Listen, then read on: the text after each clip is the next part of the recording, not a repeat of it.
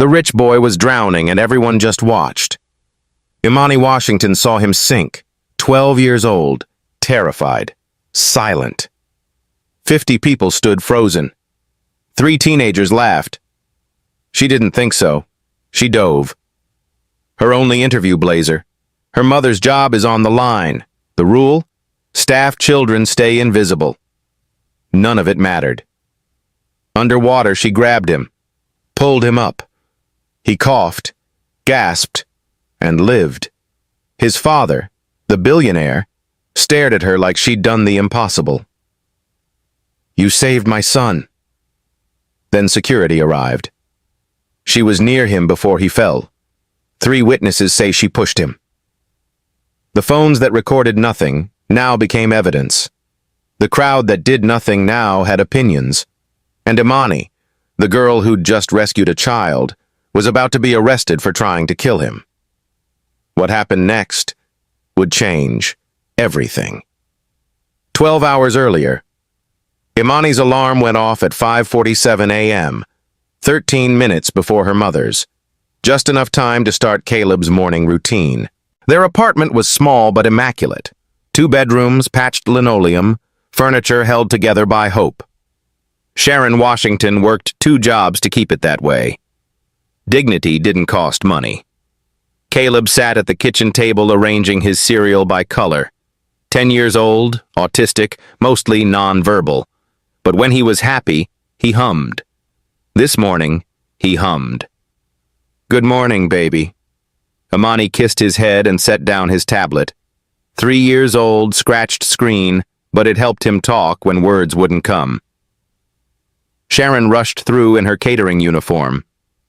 "Big day, Eastridge Country Club fundraiser, 200 guests, tips could be good." "Mom, your name tag is crooked." Sharon fixed it without slowing. "You have that college interview at 3? "Yes, ma'am. Social work program." "My smart girl." Sharon paused at the door. "Imani, Mrs. Carter canceled on Caleb. Can you bring him to the interview?" "Of course." It wasn't ideal. Imani's only interview outfit, thrift store blazer, pencil skirt, suede shoes barely holding together, was meant to impress admissions officers, not accommodate a 10-year-old. But plans were luxuries they couldn't afford. Caleb looked up and typed, "Sister, good." "You're good too, Cal." Across the city, Oliver Hastings sat at a marble breakfast counter in a house with more bathrooms than Imani's entire apartment. His occupational therapist guided his hand through writing exercises. Oliver was 12 but worked at a 2nd grade level. Not because he wasn't smart. Autism made some things harder. Words, social cues, swimming. He'd never learned to swim. Water scared him. His tablet was top of the line. Eye tracking, voice output, custom programming. It sat beside him, waiting. Richard Hastings swept through the kitchen, phone pressed to his ear. "Tokyo wants revised projections by noon. Tell them we're negotiating, not asking." He didn't look at Oliver. The therapist cleared her throat. "Mr. Hastings, Oliver wanted to show you something." "In the car, 3 calls before the fundraiser." Oliver's fingers stopped moving. He stared at his tablet but didn't type. Richard was already gone. The nanny appeared. "Oliver, we leave for the club at noon. The fundraiser, remember?" Oliver's hands started flapping, self-soothing. Social events overwhelmed him. Too many people, too much noise. The therapist touched his shoulder gently. "You'll be okay. Your dad will be there." Oliver typed slowly. Scared. "I know, honey, but sometimes we do hard things." At 11:30 a.m., Sharon's phone buzzed at the country club. Her face fell. "Mrs. Carter's car broke down." They were already there. Sharon's shift started at noon. Imani's interview was at 3 across town. No time to go home. The club manager appeared, mid-50s, slicked hair, a smile that never reached his eyes. "Problem, Sharon?" My daughter needs to stay with her brother for a few hours, just in the staff area. Staff children aren't permitted in the facility. Please, Mr. Voss, just until 3. There won't be any trouble. He looked at Imani like she already was. Fine. Staff corridor only. No guest areas. If I see her anywhere else, you're both gone. Thank you, sir. He walked away. Sharon squeezed Imani's hand. I'm sorry, baby. It's okay, Mom. We'll stay invisible. Imani settled into a folding chair in the narrow staff corridor with Caleb beside her. Through a small window, she watched guests arrive. Women in designer dresses, men in suits worth more than a year of their rent. 2 Americas in one building, and Imani understood something clearly. Invisible wasn't the same as safe. At the Eastridge Country Club, people like her only mattered when they were serving. What she didn't know was that in 3 hours, breaking that rule would save a life and nearly destroy her own. The Eastridge Country Club fundraiser began at 1 p.m., with champagne and lies about creating opportunities. 200 guests filled the grand ballroom. Tech executives, politicians, old money in new suits. The kind of people who donated to charity galas and voted against affordable housing in the same breath. Richard Hastings stood at the podium. We're here today to support innovation that levels the playing field, to give everyone a fair chance. Polite applause, glasses clinked. Oliver stood at the edge of the crowd with his nanny, hands over his ears. The noise was too much. The lights are too bright. His body screamed to leave, but his mouth couldn't form the words. Near the back, a group of teenagers laughed. Designer clothes, trust fund confidence, the kind of cruelty that comes from never facing consequences. Justin Colworth, 19, senator's son, pointed at Oliver. Look at that kid. What's wrong with him? His friends snickered. Is he broken? Another one pulled out his phone. Oliver's hands flapped faster, stimming, self-soothing, but to them, it was entertainment. Do a trick for us, Justin said, stepping closer. Oliver backed away toward the quieter pool area.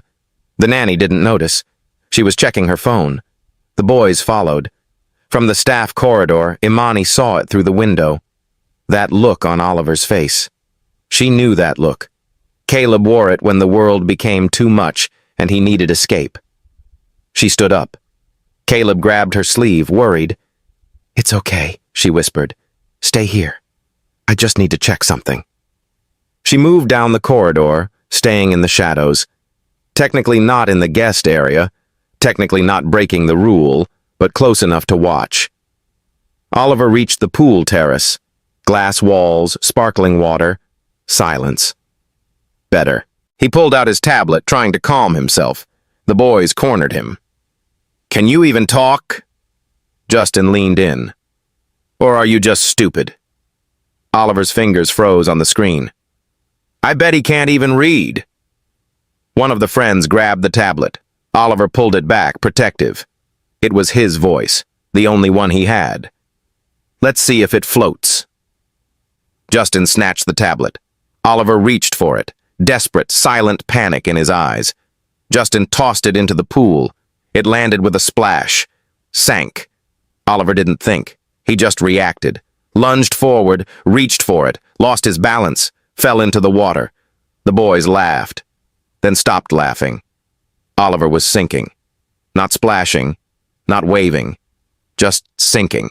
Real drowning is silent. Justin's face went pale. Oh, shit.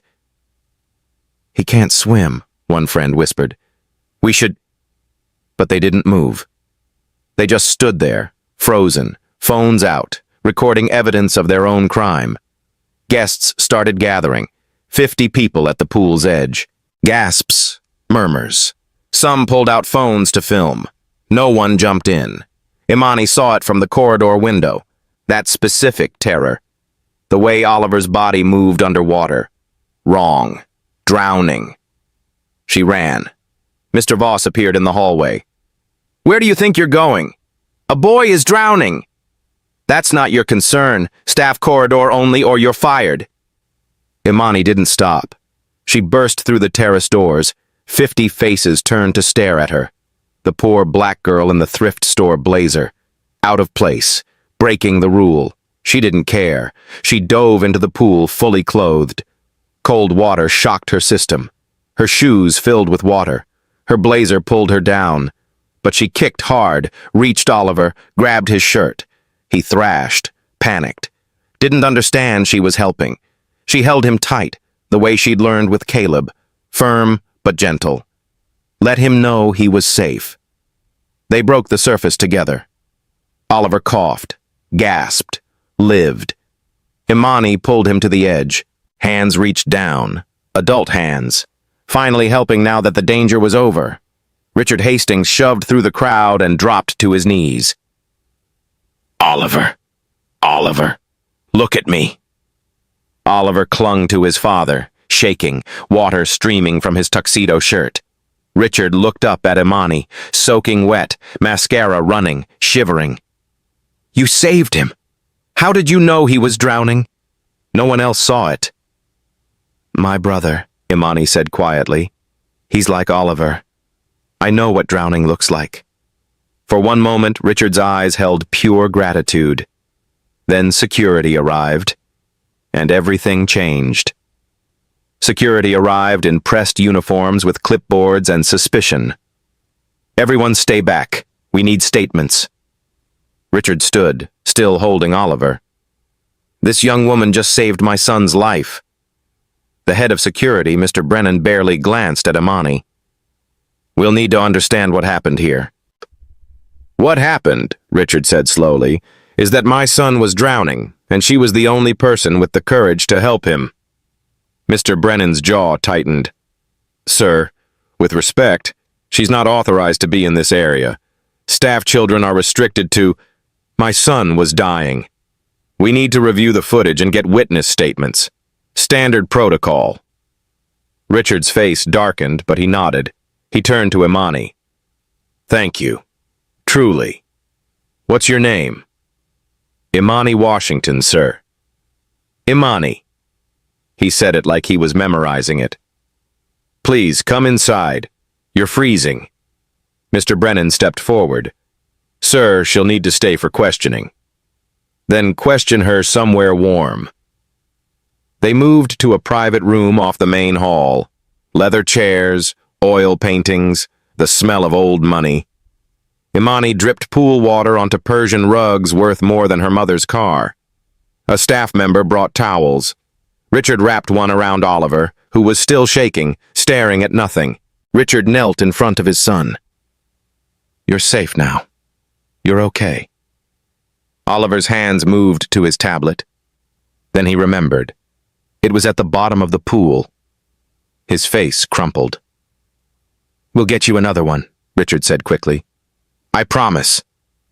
Oliver looked at Imani, really looked at her. Then he did something unexpected. He reached out and touched her hand. Just for a second. A thank you in the only language his overwhelmed body could manage. Imani's throat tightened. You're very brave, she said softly. Richard stood, turned to her. How did you know? Everyone else just stood there. My little brother, Caleb. He's 10, autistic. 3 years ago, he fell into our apartment complex pool. I was the only one home. Imani's voice steadied. Drowning doesn't look like the movies. It's quiet. People don't wave or shout. They just slip under. Most people don't recognize it until it's too late. But you did. I couldn't let it happen again. Richard studied her. Not the way Mr. Voss looked at her like she was a problem to manage, but like she was a person worth knowing. What do you do, Imani? Are you in school? I'm 17. Senior year. I have a college interview today at 3 for a social work program. Or I did. I think I missed it. She looked down at her ruined blazer, soaked skirt, and destroyed shoes. Richard checked his watch. 2:47 p.m. Where's the interview? Northside Community College, but it's fine. I can reschedule. You saved my son's life. The least I can do is make sure you make that interview. My driver will take you. Sir, I can't. Please, let me do this small thing. Before Imani could answer, Mr. Brennan returned with 2 other security officers. He held a tablet, playing security footage. Mr. Hastings, we have a situation. Richard's expression shifted. What kind of situation? Mr. Brennan turned the screen. The angle showed the pool from above, Imani walking toward the terrace, Oliver at the edge, then Oliver falling, then Imani jumping in. But the angle made it look like she'd been right beside him. 3 witnesses have come forward. They say she pushed him. The room went silent. Imani's stomach dropped. What? No, I saved him. That's insane, Richard said. She jumped in to rescue him. We're just following protocol, sir. We've called the police. Oliver's hand found his father's sleeve. He pulled, desperate, trying to communicate something. But without his tablet, he had no words, and the system didn't care about words that couldn't be spoken. The police arrived 20 minutes later.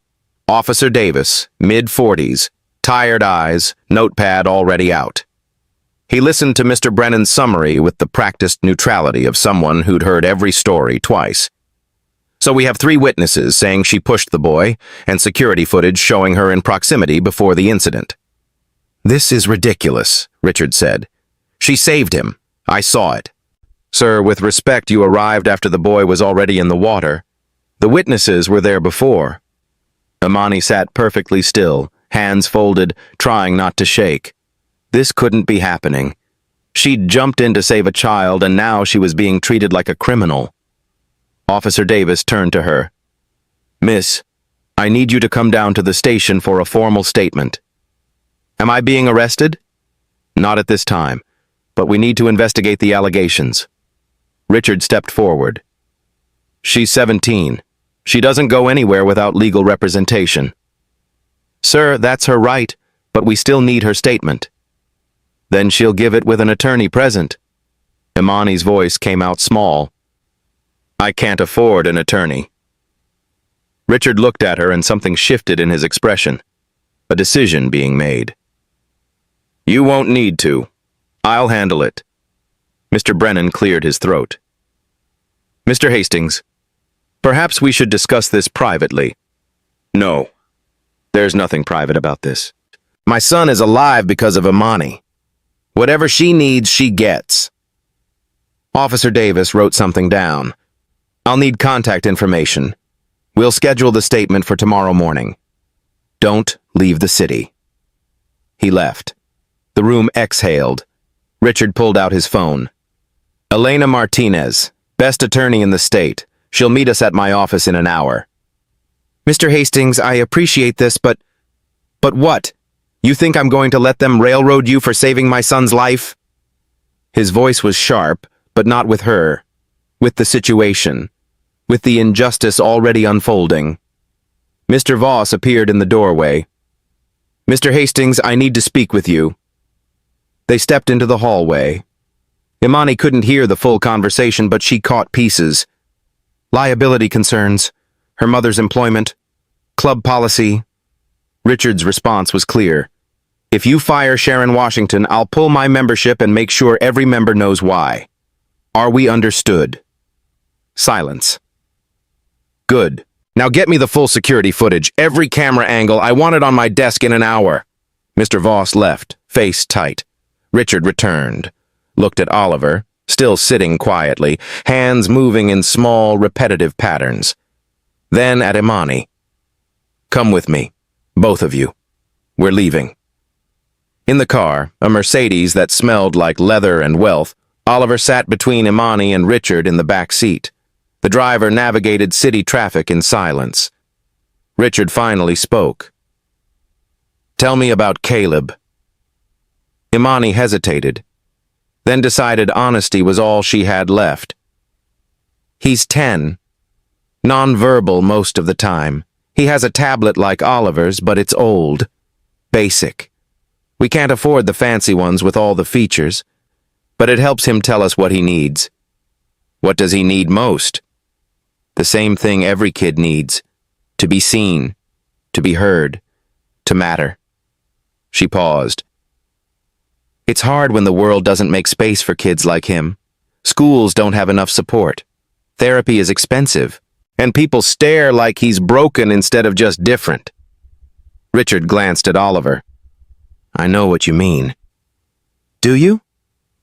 It came out sharper than Imani intended, but she was tired, scared, and sitting in a car that cost more than her mother would make in 5 years while facing criminal charges for doing the right thing. Richard didn't flinch. You're right, I don't. I have money, resources, the best therapists, but I don't have time. I've been so focused on building the business, on the foundation, on changing policy, that I forgot to just be his father. Oliver's hand found Richard's. Richard held it. Today was a wake-up call. Watching him in that pool, realizing I almost lost him. That I've been losing him slowly for years by not being present. They arrived at a glass office building downtown, Richard's company headquarters, Hastings Technologies, 50 stories of innovation and power. Elena Martinez was waiting in the conference room, 50-something, sharp suit, sharper eyes. She shook Imani's hand firmly. Mr. Hastings filled me in on the drive. This is garbage and we're going to prove it. She pulled up the security footage on a large screen, played it frame by frame. Here, you enter the frame at 2:43. Oliver is already at the pool edge. You're at least 15 feet away. Can you see what happened before I got there? Imani asked. Elena scrolled back. The footage jumped. There's a gap. 2 minutes missing. Missing or deleted? Richard asked. Could be either. I've subpoenaed the raw files. Elena made notes. The witnesses, who are they? Richard pulled up his phone. Justin Colworth and 2 friends. I have their names. Elena's eyebrow raised. Justin Colworth? As in Senator Thomas Colworth's son? Yes. Interesting. She turned to Imani. Did you interact with these boys at all today? No, I didn't even see them until... Wait. Imani's memory sharpened. I saw them following Oliver before he went to the pool. They were laughing. One of them had his phone out. Did you see what they were doing? No, I was too far away. But Oliver looked scared. Elena wrote faster. If they were harassing him, their story falls apart. We need to find out what happened in those missing 2 minutes. Richard stood. I'll talk to the club, get every camera angle. They'll stall, Elena said. Club lawyers protect members, not the truth. Then I'll buy the club. Elena smiled. I love working with you. She turned back to Imani. Here's what happens next. We will go to the station tomorrow. You tell the truth. Every detail. Don't embellish. Don't guess. Just what you saw and did. Will they arrest me? Not if I can help it. But Imani, I need you to be prepared. The system doesn't always work the way it should. These boys come from money and power.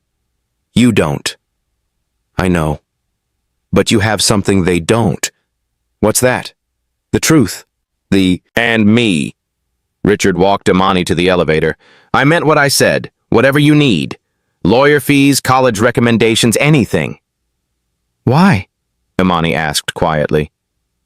You don't know me. I know you jumped into a pool to save my son when 50 people just watched. That tells me everything I need to know. He paused. What do you want to do with your life? Social work.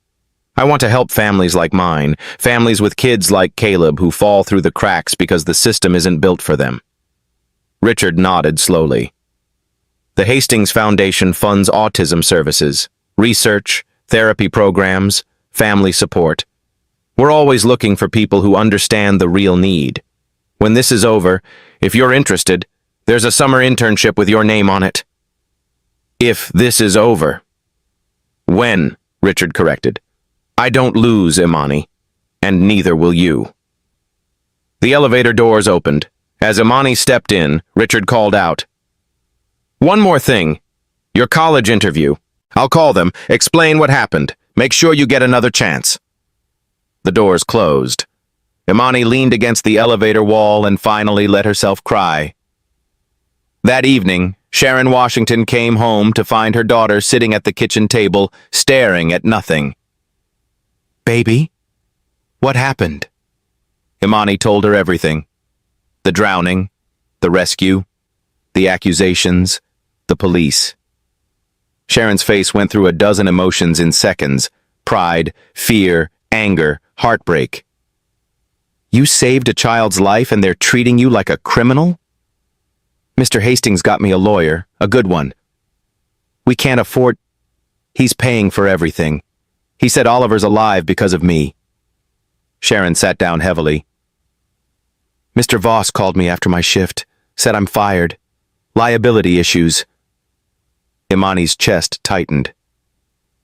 "Mom, I'm so sorry. I didn't mean to..." "Stop!" Sharon grabbed her daughter's hands. "You did exactly what you were supposed to do. You saved a life. We'll figure out the rest. But the rent and Caleb's therapy, I've been poor before. I'll be poor again. But I will never be ashamed of you for having a good heart." Caleb wandered in, tablet in hand. He'd been unusually quiet all evening, sensing the tension. He typed, "Sister sad?" "I'm okay, Cal." He typed again, "Sister hero." Imani's eyes filled. "How do you know that?" Caleb showed her his tablet. Sharon had explained it to him in simple words. Sister helped boy in water. Sister brave. He hugged her tight. Across town, Richard sat in Oliver's bedroom while his son got ready for bed. Oliver had a new tablet now, top of the line, overnight shipped, already programmed. But his fingers moved slowly across it, still processing the day. "Oliver," Richard said quietly, "did Imani hurt you?" Oliver's response was immediate. "No." "Did she help you?" "Yes." "Save me." "Do you know who pushed you? Or was it an accident?" Oliver's fingers stopped. His face scrunched with the effort of remembering, of finding words for terror. He typed, "Boys mean, scared, took tablet." "The boys took your tablet and you tried to get it?" "Yes." "Did they push you?" Oliver hesitated. Then, "Not push, dropped tablet. I reached, fell." Richard's jaw clenched. So it wasn't a direct push, but they created the situation. They terrorized his son. They caused this, and now they were blaming the girl who saved him. "I believe you, Oliver, and I'm going to make sure everyone else does too." Oliver looked at him with those big, trusting eyes. He typed one more thing. "Imani, good. Help her." "I will. I promise." Richard kept his promises. The story hit the news at 6 a.m. Teen accused of assaulting Billionaire's autistic son at charity event. Imani's school photo, 2 years old, braces still on, plastered across every local channel. Her name, her neighborhood, her mother's name. By 7 a.m., it was on social media. By 8 a.m., it was everywhere. Sharon's phone wouldn't stop buzzing. Reporters outside their apartment building, neighbors suddenly having opinions, Caleb's school calling to discuss the situation. Imani stayed in her room, watching her life become a spectacle. The comments section was a war zone. Another violent teen with no respect. Why was she even at that club? She doesn't belong there. Rich people's kids aren't safe anywhere anymore. But also, she saved him. Why is no one talking about that? 3 witnesses versus 1 black girl. We've seen this before. Something doesn't add up. The college called. Her interview was postponed indefinitely pending resolution of legal matters. Translation, rejected. 2 other schools she'd applied to sent similar emails within hours. Imani read them in silence, then closed her laptop. At 10 a.m., District Attorney Rebecca Sloan held a press conference. Mid-40s, ambitious, election year coming up. She stood at a podium with the confidence of someone who'd already decided the ending. We take violence against vulnerable individuals very seriously. After reviewing security footage and witness statements, we are pursuing charges of assault and reckless endangerment against Imani Washington. She played the edited footage, the angle that made Imani look guilty. 3 credible witnesses have confirmed that Miss Washington pushed 12-year-old Oliver Hastings into the pool. The fact that she subsequently pulled him out does not negate the initial violent act. A reporter raised a hand. What about Richard Hastings' statement that she saved his son? Mr. Hastings arrived after the incident occurred. His perspective, while valued, is not that of an eyewitness. What about Oliver? Has he been interviewed? D.A. Sloan's expression tightened. Oliver Hastings is nonverbal and unable to provide a reliable statement. We're relying on credible witnesses who saw the event unfold. Unable to provide a reliable statement. The words hung in the air like a slap. At the Hastings estate, Richard watched the press conference with Elena. She just declared my son's voice invalid, he said quietly. She declared every nonverbal person's voice invalid, Elena corrected. And we're going to make her regret it. She clicked to another tab. I got the witness statements. Justin Colworth, Derek Carter, and Marcus Webb, all 19. All from prominent families. Their stories are identical, word for word. Rehearsed. Or coached. Elena pulled up more files. I've been digging into Justin. His father is Senator Thomas Colworth. Richard's face darkened. Tom Colworth. You know him? He's blocked every piece of autism funding legislation I've supported for 3 years, cut special education budgets, called accommodation programs wasteful spending. We've gone head-to-head publicly. Elena leaned back. So his son frames a girl at your charity event, involving your autistic son? That's not a coincidence. It's revenge. Or politics. Senator Colworth is up for re-election. What better way to damage his opponent than to create a scandal at your event? Richard stood, paced. He used my son as bait, put him in danger, then blamed an innocent girl. Can you prove it? Not yet, but I will. Elena's phone buzzed. She read the message, face grim. The club just denied my request for additional camera footage. They're claiming technical difficulties. Multiple cameras malfunctioned that day. Convenient. Richard, they're deleting evidence. By noon, D.A. Sloan's office made their move. Elena got the call. They're offering a plea deal. She put it on speaker so Imani and Sharon could hear. Imani pleads guilty to reckless endangerment. No jail time. 12 months probation. Community service. And if we refuse? Elena asked. They proceed to trial on felony assault charges. If convicted, she's looking at 5 to 10 years. Silence filled the room. She's 17, Sharon said, voice shaking. She saved that boy's life. I know, Mrs. Washington, but the DA has 3 witnesses and footage. A jury might... No. Imani's voice cut through. I'm not pleading guilty to something I didn't do. Imani, baby. 10 years. I didn't do it, Mom. I saved him. I'm not going to stand in front of a judge and say I hurt that boy when I jumped into a pool to rescue him. Elena looked at her with something like respect. Then we fight. We'll lose, Sharon whispered. Maybe, Elena said. The system is rigged against people like Imani. We all know it.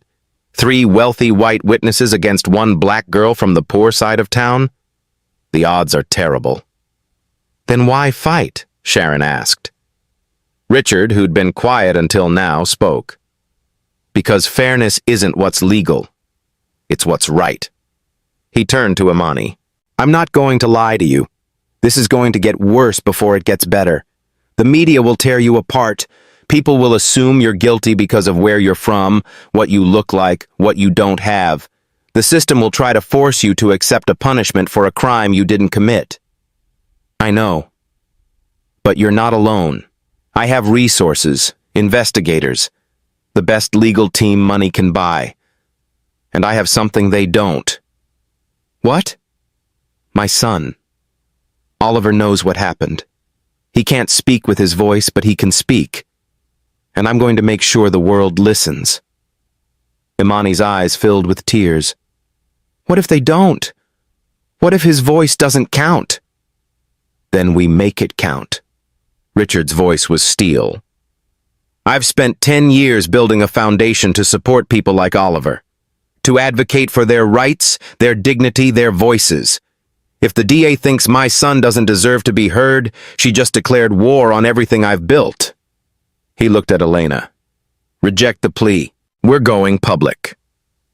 That night, Imani sat in her room reading the comments, the hate, the doubt, the casual cruelty of strangers who'd decided her guilt from a headline. One comment stuck. She should have stayed in her place. That's what this was really about. Not the pool, not Oliver. It was about a poor black girl stepping out of the shadows into a space where people like her were supposed to be invisible. And the system punishes her for daring to be seen. She closed her laptop. Tomorrow, Elena said, they'd start building their defense. But tonight, Imani let herself feel the weight of it. The unfairness, the fear, the exhaustion of fighting for her innocence when guilt had already been decided. Caleb knocked softly, came in, and curled up beside her. He didn't type anything, just held her hand. Sometimes that was enough. Elena's investigator was a woman named Rachel Kim, former FBI, current truth seeker, zero tolerance for lies. She sat in Elena's conference room with 3 laptops and a stack of files. I found something, Rachel said, turning her screen. An elderly Asian woman appeared on video. Dorothy Carter, club member for 32 years. She was on the terrace when Oliver fell. Rachel played the recording. Dorothy spoke clearly. I saw those boys harassing that child. They threw his tablet in the pool. He reached for it and lost his balance. The girl dove in to save him. She didn't push anyone. Why wasn't she interviewed? Richard asked. The security supervisor told her they had enough witnesses. That supervisor is Brennan, Justin Colworth's uncle. The room went silent. Rachel opened another file. I subpoenaed Justin's phone records. She showed them the text messages. Justin. Hastings' charity thing tomorrow. His weird kid will be there. Dad says Hastings is why his education bill failed. Let's embarrass him. The day of the event. Justin. Got the kid alone by the pool. After the incident. Justin.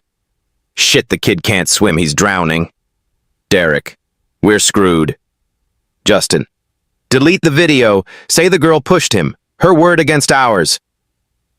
Imani stared at the messages. They planned it. Then blamed me. We have proof now, Elena said. Texts, Dorothy's testimony. This changes everything. Will the DA drop charges? Sharon asked. She should.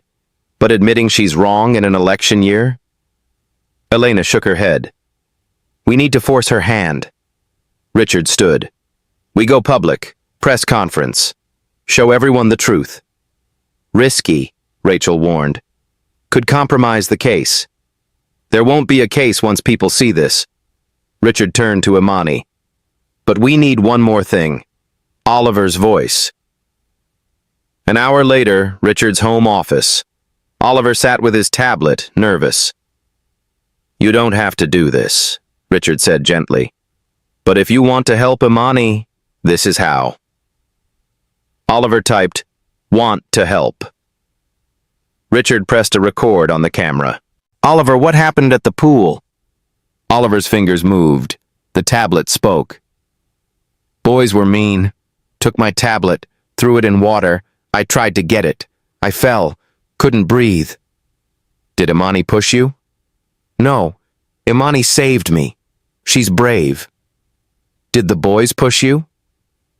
Oliver paused. Then, they made me fall. They wanted to hurt Dad. Anything else you want to say? Oliver looked at the camera. People think I can't talk, but I can. My words count. Imani is good. Please believe me. Richard stopped recording. Imani wiped her eyes. Thank you, Oliver. Oliver typed, You saved me. I save you. That night, Senator Colworth called Richard. Richard answered on speaker, Elena listening. We need to talk, Richard. I have nothing to say to you. My son made a mistake. Boys being boys. Drop your support for the girl and the charges disappear quietly. Your son framed an innocent 17-year-old. One mistake shouldn't ruin his future. She's nobody. Think strategically. I have influence. Government contracts. We can help each other. Richard's voice went cold. Fairness isn't what's legal, Tom. It's what's right. Tomorrow, everyone knows what your son did. You're making a mistake. No. You made the mistake when you taught your son that people like Imani don't matter. Richard hung up. Elena looked at him. He'll retaliate. Let him try. The press conference was scheduled for 10 a.m. at the Hastings Foundation headquarters. By 9:30, the room was packed. Every major news outlet, cameras, reporters, the air crackled with anticipation. DA Rebecca Sloan watched from her office on a live stream, coffee going cold in her hand. Richard stepped to the podium. Oliver sat beside him, tablet ready. Elena and Imani sat in the front row. Thank you for coming. 6 days ago, my son nearly drowned at a charity event. A young woman named Imani Washington saved his life. She jumped into a pool fully clothed, risked her own safety, and pulled him to the surface. He paused. For that act of courage, she was accused of pushing him. 3 witnesses claimed they saw her commit assault. The district attorney charged her with a crime. Her college acceptances were revoked. Her mother lost her job, and the media convicted her before she ever saw a courtroom. Cameras flashing. Today, I'm here to present evidence that was deliberately hidden. Evidence that proves Imani's innocence and reveals a conspiracy to frame her. Richard nodded to Elena. She played Dorothy Carter's video testimony on the large screens. Dorothy's voice filled the room. I saw those boys throw the child's tablet into the pool. He reached for it and fell. The girl ran from inside and dove in to save him. She didn't push anyone. Everyone else just stood there.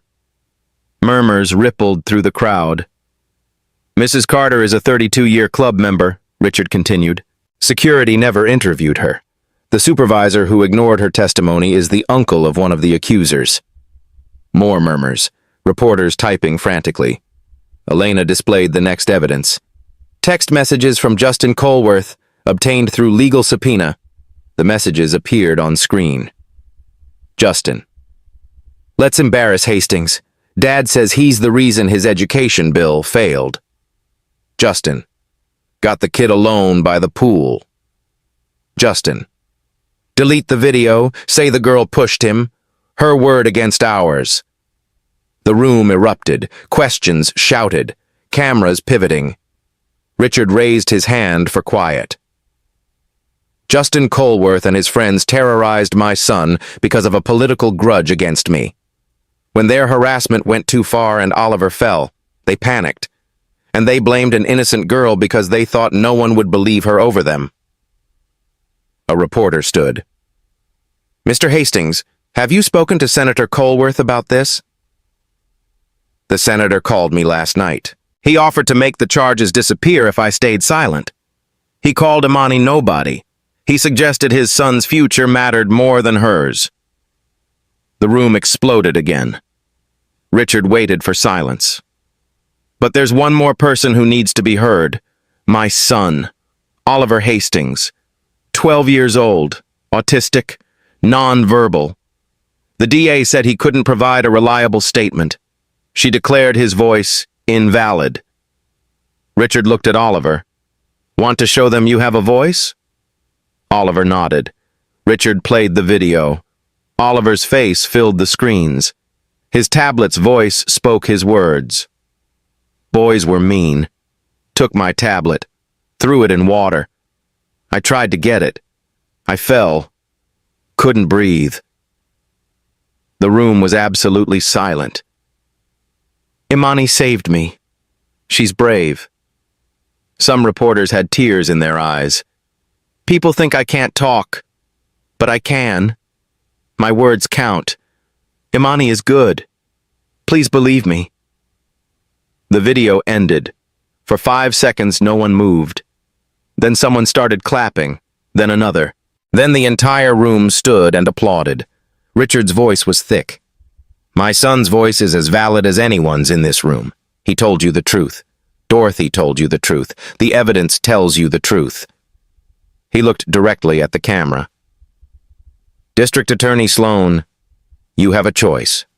Drop these charges and pursue justice against the real perpetrators, or continue prosecuting an innocent girl and prove that our system values power over truth. A reporter shouted, "What do you want to happen to Justin Colworth?" I want him charged with the crimes he actually committed, evidence tampering, false reporting, obstruction of justice, and I want every person who helped cover this up held accountable. Another reporter. What about Imani? What does she want? Richard stepped back. Imani stood. Her hands shook, but her voice didn't. I want people to stop assuming guilt based on where someone's from or what they look like. I want kids like my brother and Oliver to be heard, not dismissed. And I want to finish high school and go to college so I can help families who don't have billionaires fighting for them. She paused. Justin Colworth almost destroyed my life because he thought I didn't matter. I hope he learns that everyone matters. That's the only justice I need. The applause was deafening. Within 2 hours, the story went viral. Tatch Justice for Imani trended #1 globally. Oliver's video had 10 million views. Dorothy Carter became a national hero for speaking up. By 1 p.m., Senator Colworth's office released a statement. Senator Colworth is withdrawing from his re-election campaign to focus on family matters. He deeply regrets the pain caused and supports a full investigation. By 2 p.m., Justin Colworth appeared with his attorney, reading from a prepared statement. I was wrong. I harassed Oliver Hastings. When he fell, I panicked and blamed Imani Washington instead of accepting responsibility. I'm deeply sorry for the harm I caused. I accept full accountability. He looked up, face pale. Imani, if you're watching, I'm sorry. You're a better person than I'll ever be. By 3 p.m., DA Rebecca Sloan held her own press conference. After reviewing new evidence, my office is immediately dropping all charges against Imani Washington. We are opening investigations into Justin Colworth, Derek Carter, Marcus Webb, and Eastridge Country Club security for evidence tampering and obstruction of justice. She looked exhausted. I owe Miss Washington an apology. The system failed her. I failed her. That ends now. By 5 p.m., the Eastridge Country Club announced policy changes. 0 tolerance for discrimination. Staff protection protocols. Security Supervisor Brennan terminated immediately. By 6 p.m., Imani's phone exploded with messages. College admissions offices apologizing, reinstating applications, offering interviews. Scholarship organizations reaching out. People from across the country are sending support. And one email that made her cry. From Northside Community College. Dear Imani, we made a terrible mistake. Your courage, grace, and character are exactly what this program needs. Full scholarship, acceptance guaranteed. We'd be honored to have you. Sharon read it over her daughter's shoulder and pulled her into a hug. Caleb joined them, typing on his tablet. Sister win. Yeah, baby, Sharon whispered. Sister won. That evening, Richard and Oliver visited Imani's apartment. Oliver had a gift. A new tablet. Programmed, customized, top of the line. For Caleb. Caleb's eyes went wide. He looked at Oliver, then at the tablet, then back. Oliver typed on his own tablet. For you. Friends help friends. Caleb typed on his old tablet. Thank you. Then he did something he rarely did. He smiled big and hugged Oliver. Richard handed Sharon an envelope. What's this? Job offer. Events coordinator at Hastings Foundation. Better pay, full benefits, and you can bring Caleb to work when needed. We have an inclusive workplace. Sharon's hands shook. Mr. Hastings, You raised an extraordinary daughter. That tells me everything about who you are. He turned to Imani. That summer internship is still yours if you want it. And after college, if you're interested, the foundation is always looking for people who understand what really matters. Imani nodded, unable to speak. Richard smiled. You saved my son. You changed my life. You reminded me why I started this work. Thank you. As they left, Oliver turned back one more time. He signed "Thank you" in ASL, something he'd been learning. Imani signed back, You're brave. I'm proud of you. That night, Imani sat at her window looking at the city. 6 days ago, she'd jumped into a pool and everything changed. She'd been accused, attacked, dismissed. But she'd also been believed, defended, heard. And tomorrow she'd wake up with a future again. Not because a billionaire saved her, but because she'd saved herself by refusing to accept a lie as truth. Justice wasn't a gift. It was a fight. And sometimes, when you fight for what's right, the world fights back with you. 3 months later, Imani adjusted her new blazer in the mirror. Not a thrift store this time. Bought with her mother's first paycheck from the Hastings Foundation. Today was her first day of college. 7 acceptance letters, full scholarships. She chose Northside Community College, close to home, close to Caleb, the social work program she'd dreamed about. Sharon appeared in the doorway. Look at you, my college girl. I'm nervous. You stood up to the legal system. You can handle a classroom. Caleb ran in with his new tablet, the one from Oliver. He typed, Sister Smart, proud. Love you, Cal. Across town, Richard sat at breakfast with Oliver. No phone, no emails. Mornings belonged to his son now. Oliver was thriving. Better therapies, more confidence.